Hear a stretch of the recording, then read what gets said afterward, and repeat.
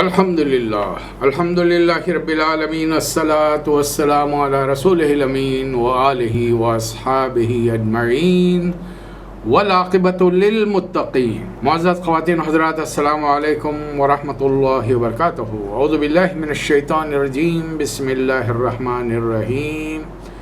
قلنا اهبطوا منها جميعا فإما يأتينكم مني هدى فمن تبع هدايا فلا خوف عليهم ولا هم يحزنون والذين كفروا وكذبوا بآياتنا أولئك أصحاب النار هم فيها خالدون۔ صدق اللہ مولانا العظیم۔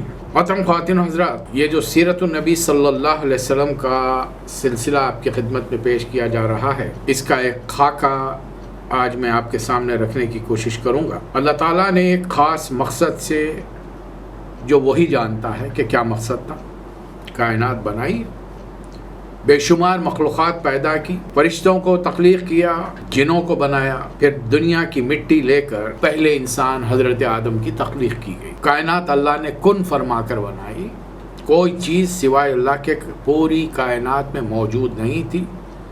اللہ نے فرمایا کن فیکون، ہر چیز نان ایگزسٹنس سے ایگزسٹ ہو گئی۔ چونکہ کائنات ایک خاص مقصد سے بنائی گئی ہے، لہٰذا خیر اور شر کی ایک جنگ ازل سے چل رہی ہے، ابد تک چلتی رہے گی۔ علامہ اقبال نے اس بارے میں فرمایا تھا، ستیزہ کار رہا ہے ازل سے تا امروز، شرار بو لہبی سے چراغ مصطفیٰ بھی۔ ابھی جو آیت میں نے آپ کے سامنے تلاوت کی ہے، آیت نمبر 38 اور 39 سورہ بقرہ، اس میں اللہ نے آدم علیہ السلام سے فرمایا تھا کہ زمین پر جائیے اب آپ، اور دیکھ لیجئے کیسا شیطان نے ہمارے قریب ہونے کے باوجود جنت میں آپ کو وسوسے ڈال کر بہکایا ہے۔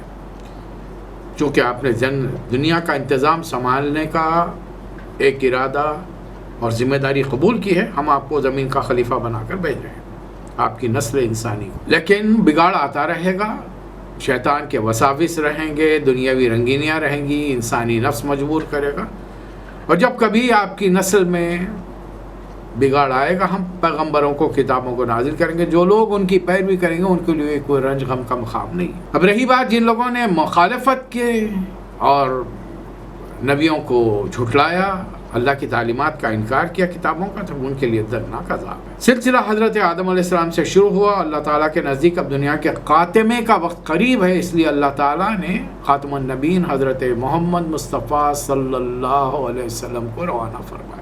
1450 سال پہلے دنیا میں تشریف لائے، مکہ مکرمہ میں، مکہ کے اعلیٰ خاندان بنو ہاشم میں پیدا ہوئے، جو کعبۃ اللہ کا متولی تھا، اور پھر آپ نے تاریخ انسانی کا ایک حیرت انگیز کارنامہ انجام دیا۔ 40 سال کی عمر میں جب آپ مسلسل پریشان رہنے لگے اپنے قوم کی برائیوں کو دیکھ کر، غلط کاریوں کو دیکھ کر، اور غار میں جا کر بیٹھنے لگے، اللہ تعالیٰ نے وحی کا نزول شروع فرمایا۔ پہلی وحی سورۃ العلق کی ابتدائی 5 آیات غار حرا میں نازل ہوئی۔ پھر جو آپ دنیا میں تشریف لائے، آبادی میں آئے، پھر اس کے بعد میں آپ غار میں نہیں گئے سوائے ہجرت کے موقع پر دشمنوں سے چھپنے کے۔ 23 سال میں اللہ تعالیٰ نے قرآن مجید نازل فرمایا، اور نبی کریم صلی اللہ علیہ وسلم نے قرآن کی تعلیمات، اللہ تعالیٰ کی ہدایات کے مطابق ایک اسلامی معاشرہ تشکیل دیا کہ مسلمان اس دنیا میں، ایک انسان اس دنیا میں اللہ کا فرما بردار بندہ بن کر رہ سکتا ہے، ایسا بندہ جس سے اللہ دنیا میں بھی راضی ہو اور آخرت میں بھی اس سے خوش رہے، اور اس سے آخرت میں جب ملاقات کرے تو فرمائے یا ایتھا النفس المطمئنہ ارجعی الی ربک راضیۃ مرضیہ فادخلی فی عبادی وادخلی جنتی۔ ایسا بندہ، یہ معاشرہ تشکیل دیا، اور یہ سلسلہ چلتا رہا، ہم تک بات آئی 21ویں صدی عیسوی یا 1400 صدی ہجری۔ سیرت کے یہ سلسلے کا خیال میرے ذہن میں اس وقت آیا جب اللہ تعالیٰ نے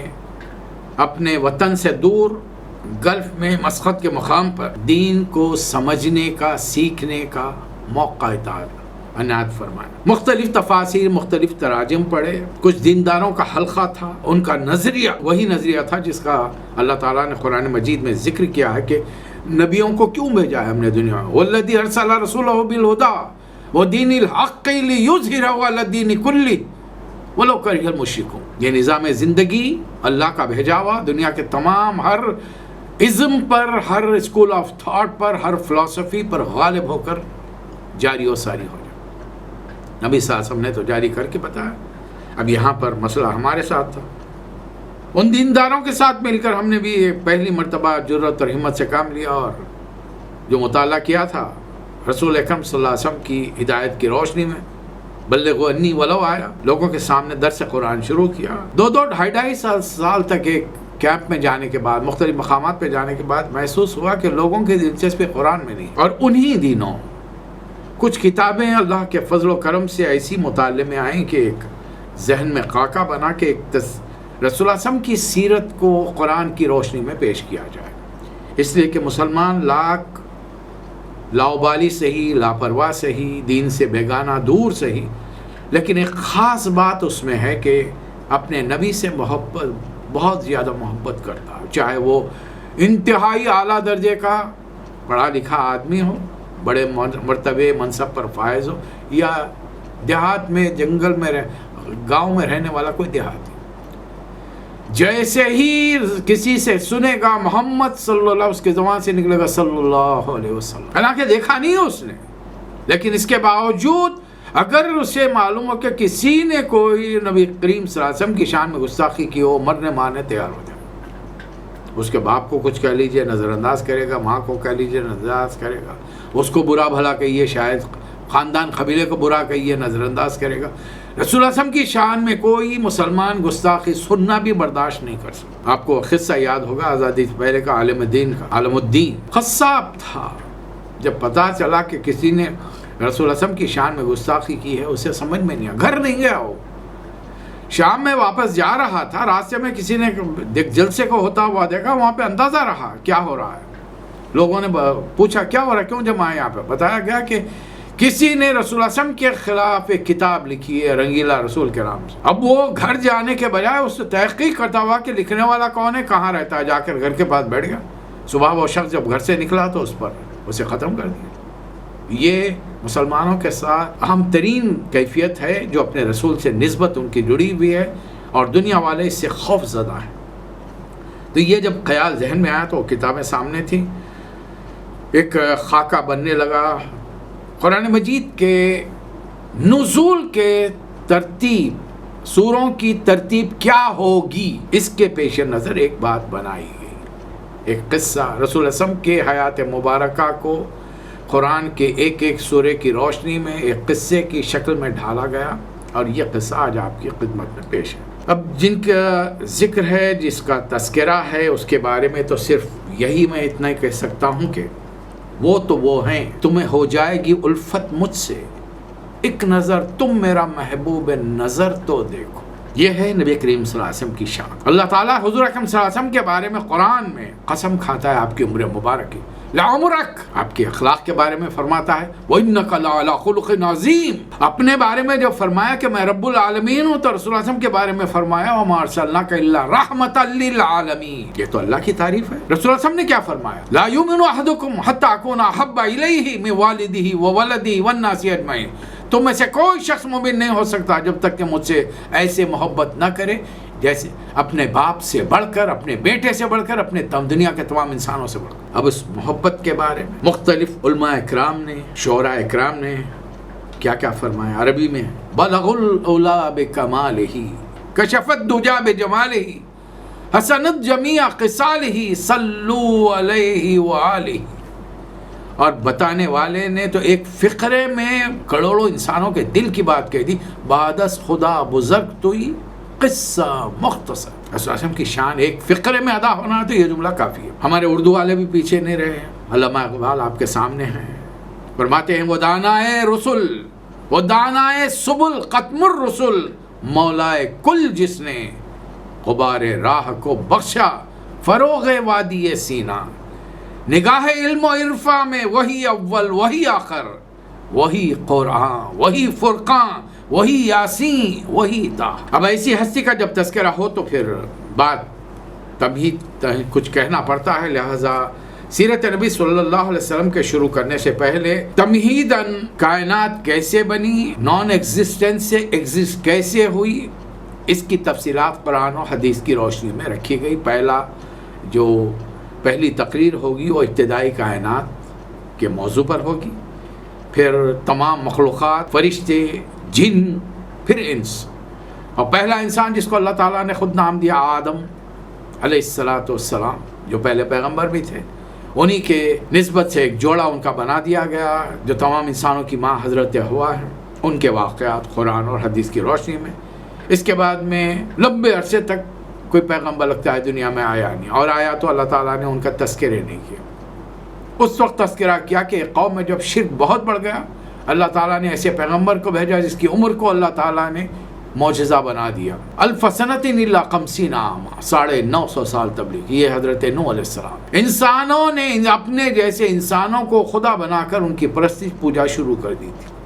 ودّا، یعوق، یغوث، نصرہ، سوا، 950 سال کی تبلیغ کے بعد اللہ تعالیٰ نے اس قوم پر عذاب بھیجا اور طوفان میں غرق کر دیا۔ یہ تذکرہ اس لیے کیا گیا کہ نوح علیہ السلام کے زمانے میں جو طوفان آیا تھا، ساری دنیا غرق ہوئی تھی۔ آج بڑے بڑے پہاڑوں پر اس کے نشانات سائنس نے دریافت کیا ہے کہ یہ دنیا ڈوبی ہوئی تھی۔ نوح علیہ السلام کے بعد میں پھر اللہ تعالیٰ خاموش ہے، قرآن خاموش ہے، تفصیلات نہیں بتائی گئی، اس سے کہ ان کی نسل جو پھیلی تھی کشتی میں بچا کر، وہ آبادی بڑھنے کے بعد دنیا میں پھیلتی چلی گئی، اور اللہ نے صرف اتنا فرمایا لِكُلِّ قَوْمٍ هَادٍ۔ نبی صلی اللہ علیہ وسلم نے حدیث میں فرمایا کہ 1,24,000 یا 40,000 نبیوں کو اللہ تعالیٰ نے دنیا میں بھیجا ہے۔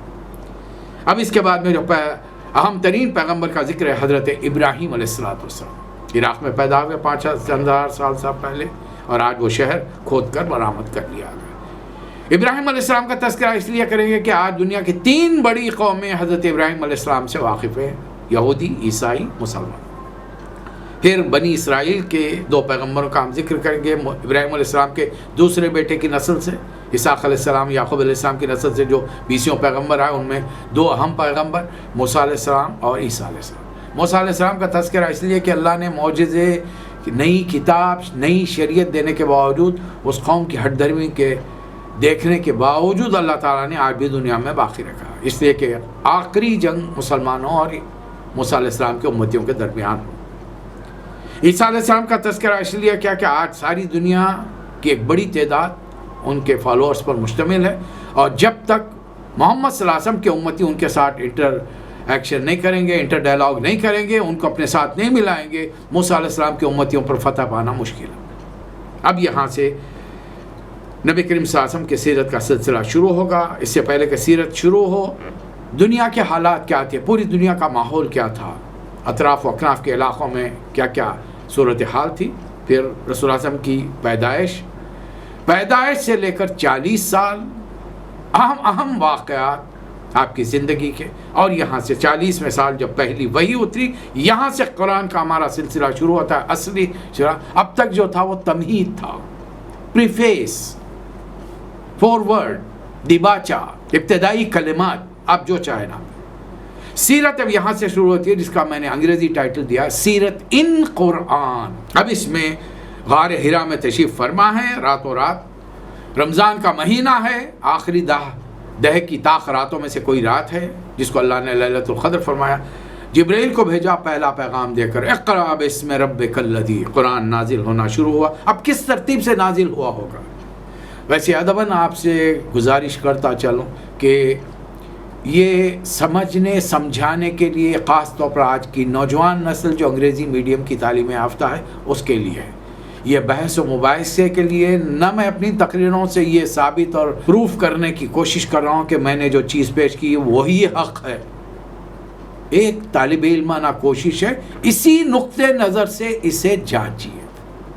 کمیاں کوتاہیاں ہوں تو میل پر مختلف ذریعے جو آپ کو ملیں گے اس سے مجھے مطلع فرمائیے، تاکہ اس پہ اب یہ ہم نے مکے میں رسول اللہ علیہ وسلم کی 13 سالہ تبلیغ کو 4 حصوں میں تقسیم کیا۔ پہلے 3 سال تمام علماء متفقین، محدثین، مفسرین متفق ہیں کہ پہلے 3 سال نبی کریم صلی اللہ علیہ وسلم نے خاموش تبلیغ کی۔ ان 3 سالوں میں نے 24 سورے لیے ہیں، 24 سوراز 3 سالوں، اور ان ثابت یہ کیا ہے مختلف چھوٹی چھوٹی وضاحتوں کے ساتھ کہ ان 24 سوروں میں کوئی کانٹرڈکشن نہیں ہے کہ مکے والوں کو پتہ ہی نہیں چلا کہ کون صاحب ایمان لائے، یا وہ صاحب جا کر ان پر تبلیغ کر رہے ہیں، آپس میں سر پٹول ہو رہی، تو میں ہو رہی، بات چیت ہو رہی، ایسا اس میں کوئی ذکر نہیں۔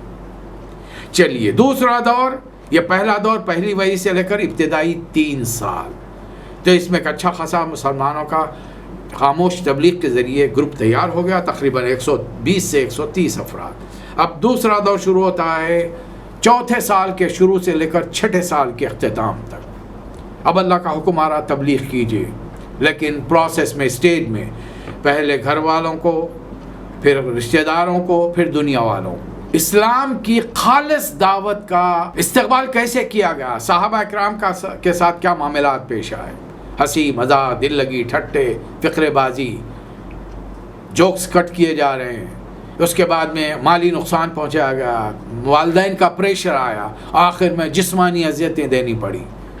جب جسمانی اذیتیں شروع ہو کر 4تھے سال سے 5ویں سال میں پہنچ گئی، رسول اللہ صلی اللہ علیہ وسلم کے حکم سے 11 مردوں نے، 4 عورتوں نے ہجرت کی، حبشہ چلے گئے۔